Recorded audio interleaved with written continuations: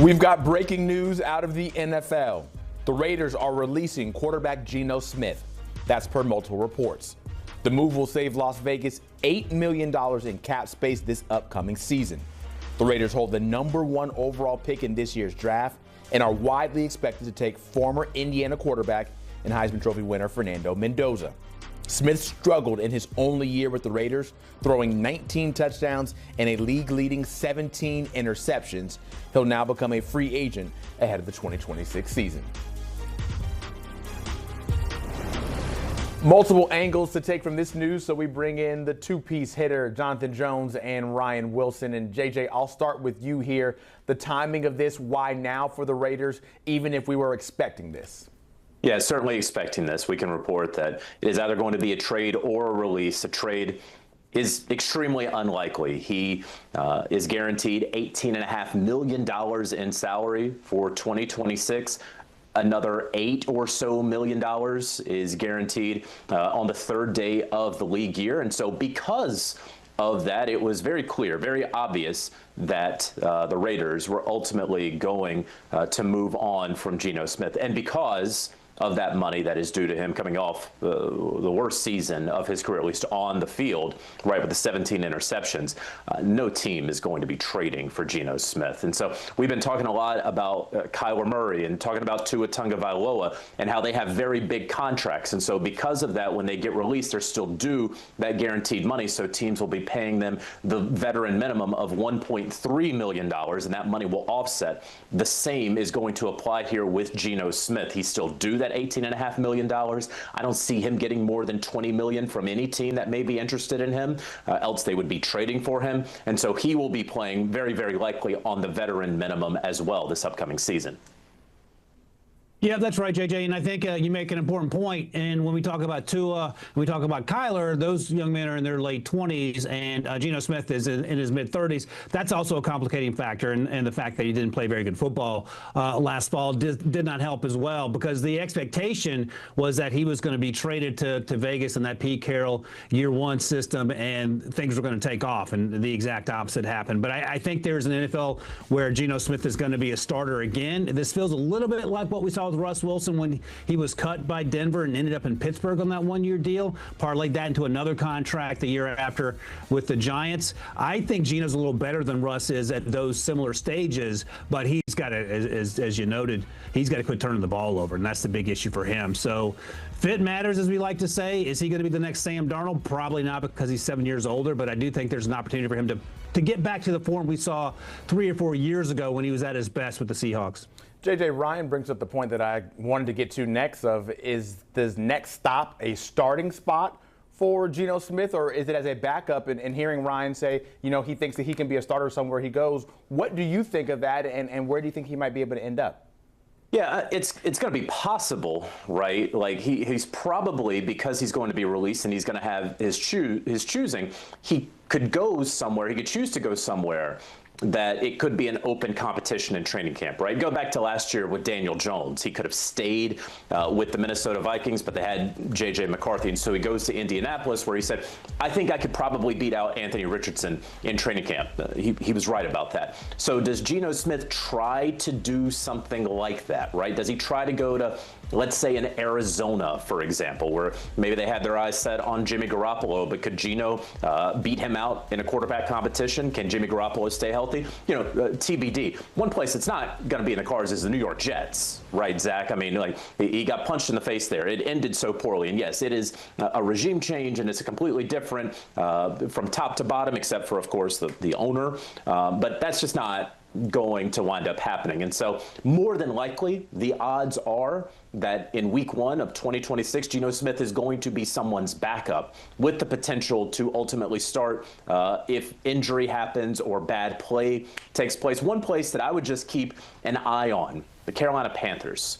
Okay, they have Bryce Young. They're issuing the 5th-year option on Bryce Young as he heads into his 4th year. But they're going to get rid of Andy Dalton, and they need another backup quarterback. And Dave Canales spent a lot of time with the Seattle Seahawks. And Brad Idzik, the offensive coordinator, spent some time with the Seattle Seahawks. And so If Gino wants the opportunity to start week 1, Carolina's not going to be the place for him. If he wants to go somewhere where there is comfortability and familiarity, Carolina may be the spot for Geno Smith.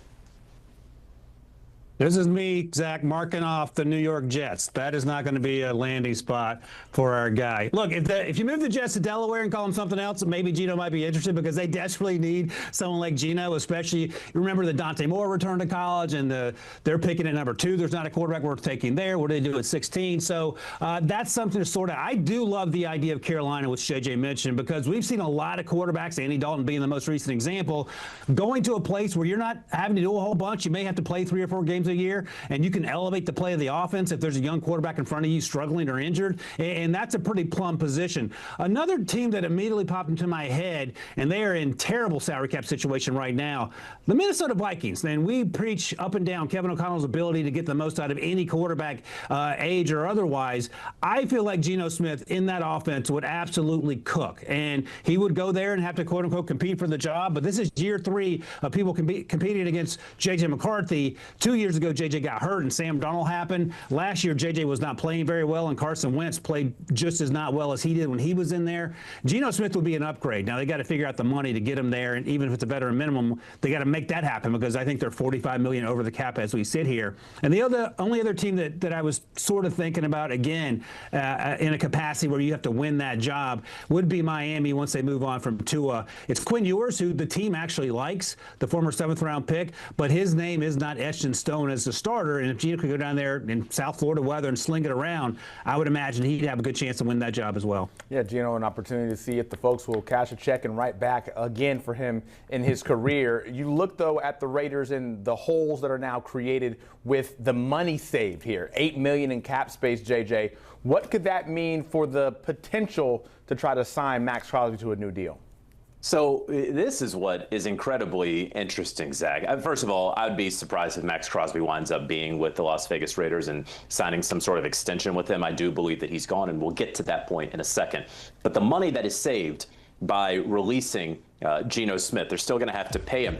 The Raiders are below the salary cap floor. You have to spend a certain amount every 3 years in these sort of tranches. That's what the NFL and the NFLPA, that's what they mandate so that teams don't try to go the cheap way out. The Raiders are really nowhere close to that. And so if you're not paying guys like Geno Smith, you're not paying guys like Maxx Crosby, you have to pay someone, and they have to spend, the Raiders do, a lot of money this upcoming couple of weeks. And so the Raiders are going to be big players in free agency because they absolutely have to. Now, on that man right there, Maxx Crosby, what is going to happen to him? There are a few teams that are very closely monitoring the situation.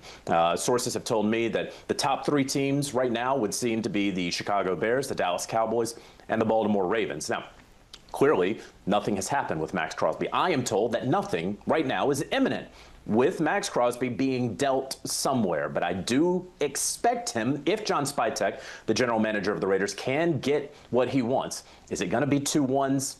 I doubt it. But could it be a 1 and something else that ultimately the Raiders can take back and say, here, this will help us continue to build our foundation as we lose one of the better players in the NFL? I do think that that ultimately can happen. Again, nothing imminent. A lot of teams keeping a close eye on the Raiders, but do keep an eye on the Bears, the Cowboys, and the Ravens. Yeah, certainly an interesting situation to monitor there when you look at the Raiders, who have so much going on. Ryan, obviously the #1 pick in the draft coming up here shortly.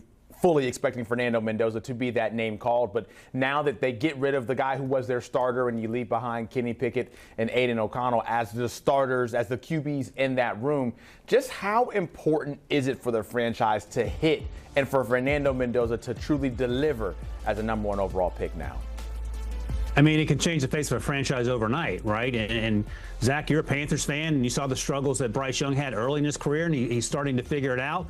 But the player that went #2 in that draft, C.J. Stroud, turned things around immediately for Houston. He has since found his own struggles, but that team has won double-digit games and gone to 3 straight playoff appearances, and I think they've won playoffs each of those 3 years as well. So that can happen. We saw what happened with Drake May in the New England Patriots. It took a season for him to get his bearings. They changed the front office and the coaching staff, and they got that right. So it's very real that it could happen. Now, the question becomes, how do you grade Fernando Mendoza compared to the Drake Mays of the world, the C.J. Strouds, even last year, the Cam Wards? And he's probably going to come a little below those guys in terms of the way he played. That said, he's a fantastic leader. He's a wonderful human being, and he shows up in the biggest moments. A lot of the questions about quarterbacks trying to make that transition, and Drew Aller is a great example. He looks the part getting off the bus, but when the lights are shining brightest, you see them wilt. That is not Fernando Mendoza. He might throw some clunkers in the first half. When it's the last drive of the game and they need 4 points, he's throwing touchdowns in the end zone. And I think his season at Cal in 2024, where he took what felt like 400 sacks, will train him perfectly what is he's about to endure in 2026 in Las Vegas. So he is used to having some adversity on the football field, and I think that will prepare him for what's to come. That said, I think he's going to be a really good quarterback, and he is going to change the tenor of that franchise if the owner can stay out of the way. And obviously, Tom Brady is going to have a very large hand in that, right, Ryan? And you talk about all the sacks that he took, and my goodness, if he was playing behind the 2025 Las Vegas Raiders offensive line, then certainly he'd be taking a lot of sacks in 2026. I just talked about all the money the Raiders are going to have to spend next week. They are going to be focused a lot on the offensive line. They could also use a pass catcher in there as well. Brock Bowers will be back and healthy and all of those things. But when it comes to Fernando Mendoza, here's something that you're going to hear, okay? So first of all, the Raiders are not going to outright say that they're taking Fernando Mendoza until the day of the draft, because the NFL doesn't want the team with the #1 overall pick to spoil the party on draft night, okay? But they're taking Fernando Mendoza #1. Who they have as backups, it's immaterial to me. It does not matter, because what they want to do is to make Fernando Mendoza work for it. Okay, we've seen these quarterback competitions play out time and again with the top picks, and we're not handing it over to him, and we want to make sure that he earns it. And remember, of course, that Tom Brady, the guy who's kind of running this thing, was the #199 overall pick and had to earn it at Michigan and earn it there with the New England Patriots. And so they're not just going to hand it to Mendoza until, of course, they hand it to Mendoza. So I do believe that Mendoza is going to be the Week 1 starter, because he is going to prove it out there on the field, first at rookie minicamp, and then at OTAs, and then at training camp before the Raiders suit up for the 2026 regular season. That is what I anticipate. But no, on draft night, when they do announce him, they are not going to anoint him as the obvious starter. But we can all use our common sense and say that the guy needs every single rep that he can take to save this team from the doldrums of the NFL. So that's the way that it's ultimately going to play out. And we'll certainly need all the protection that he can take as well, because Geno Smith did not get a lot of that last year.